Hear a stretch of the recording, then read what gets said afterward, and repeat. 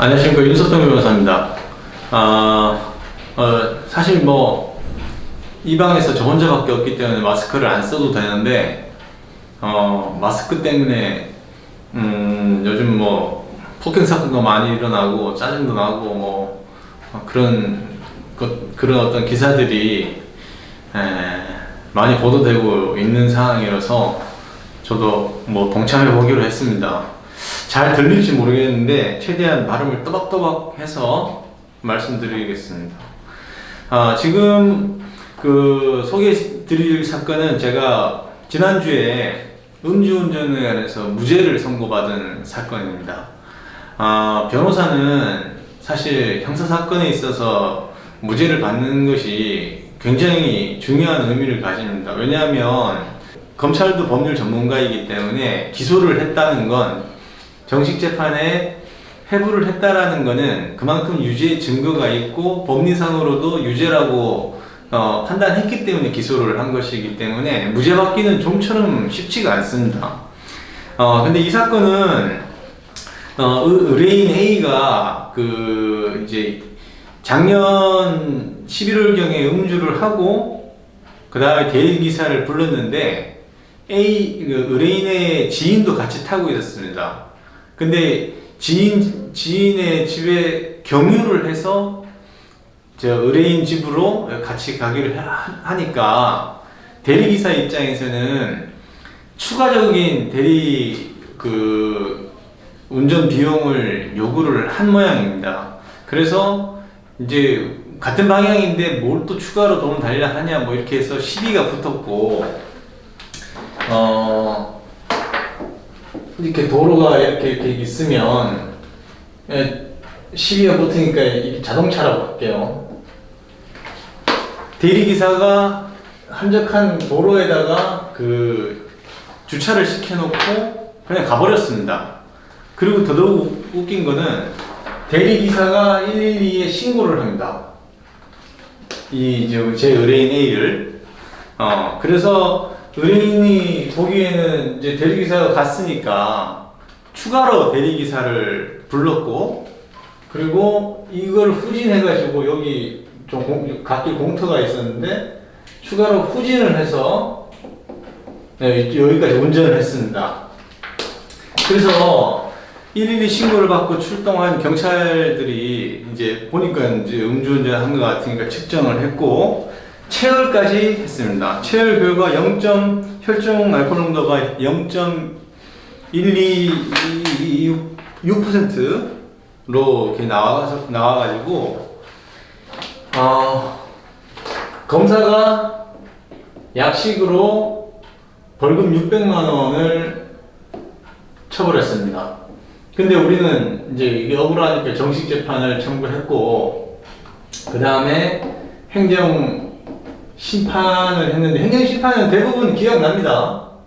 이건 기억됐고, 그래서 소송을 하면서 면허 취소 처분에 대한 집행정지를 신청했는데,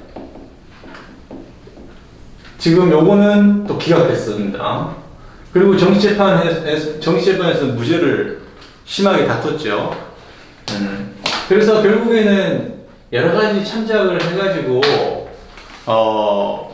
무죄를 받아서 이제 행정소송 결과 볼 거 없이 경찰청에서 면허 취소 처분을 철회했습니다.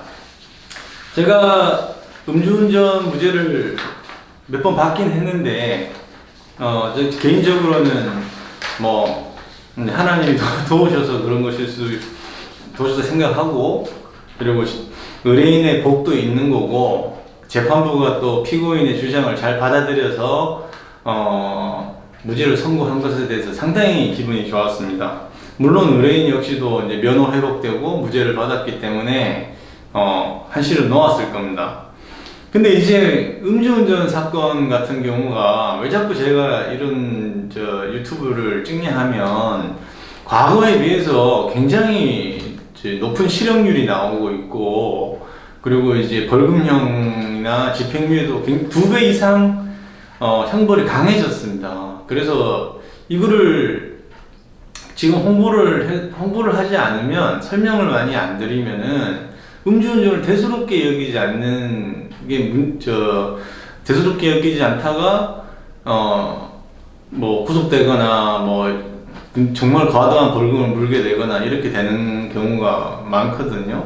그래서 이 부분에 대해서 이해를 돕고자 하는 거고, 솔직히 뭐 저도 사건을 수임도 해야 되고. 근데 보통 제가 딱 이제 상담을 해보면 이렇습니다. 이제 눈이 생겼다고 해야 될까요? 이걸로 제가 이제 임창호법 관련해서는 작년에 제가 TV에도 출연을 했었지만, 이제 무죄 받을 사안하고, 그리고 그 구속을 면해야 될 사항, 그러니까 집행유예를 받아야 될 사항, 또는 그 사람의 신분이나 아니면 생계 유지, 취업 규칙이나 인사의 규정에 따라서 벌금형을 받아야 될 사안, 이렇게 그 사건이 그 제 육안으로는 이게 구분이 이제 어느 정도 됩니다.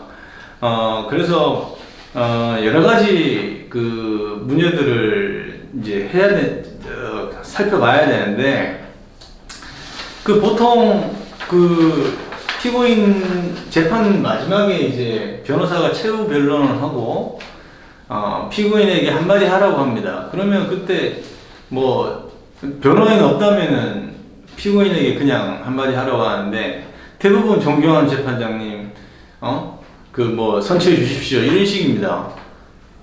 사실 판사 언제 봤다고 존경심이 생기는지 저는 이해가 안 돼서, 저는 그런 말은 쓰지 말고 하고 싶은 말만 짧고 강하게 얘기하라고 보통 그렇게 의뢰인들에게 공고를 하거든요. 그러면은 선처를 바라면 선처해줄 만한 증거 자료가 있어야 될 거 아닙니까? 말로만 선처도 하고 뭐 반성문 써내고 이거 뭐 그거 해가지고 판사가 선처를 해줄 수 있는 근거가 없지 않습니까? 그러면 그때는 이제 정상 참작 자료를 잘 만들어야 됩니다. 그래야 뭐 구속시킬 거 집행유예 해주고, 집행유예 할 거 벌금 해주고, 벌금 과하게 매길 거 벌금도 감경도 해주고 할 거 아니겠습니까? 그래서 이 정상 참작 자료, 물론 무죄 주장할 사항은 무죄를 강하게 주장을 해야 되고, 이 사건은 이제 그 운전을 하고자 하는 고의가 없었다라는 것과, 그 다음에 이제 긴급 피난이라고 해서 도로 그 황금 가운데다가 주차시켜 놓으면 나중에 교통사고가 유발될 수도 있잖아요. 그래서 공토 갓길로 운전한 것이 이제 긴급 피난에 해당한다라는 취지로 이제 무죄를 받은 사안인데, 하여튼 그럴 사안, 무죄 주장할 사항이 아니고 명백히 유죄인 경우에는 정상 참작 자료를 잘 만들어야 됩니다. 이거에 대한 노하우는 이제 뭐 다 공개해 드릴 수는 없는 것이고, 그래야지 뭐 선처할 근거가 생기고, 판결문에 이러이러한 이유로 이렇게 처한다, 이게 판사가 판결문을 쓸 수 있지 않겠습니까? 그래서 음주운전이 뭐 일회성이 아니라 2회, 3회, 4회, 뭐 제 의뢰인 경우에는 뭐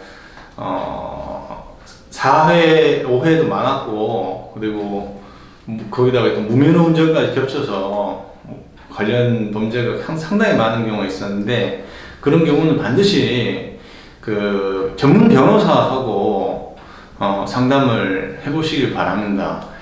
폄하하는 건 아니지만 이 행정심판 이런 것만 해가지고는 될 일이 아닙니다.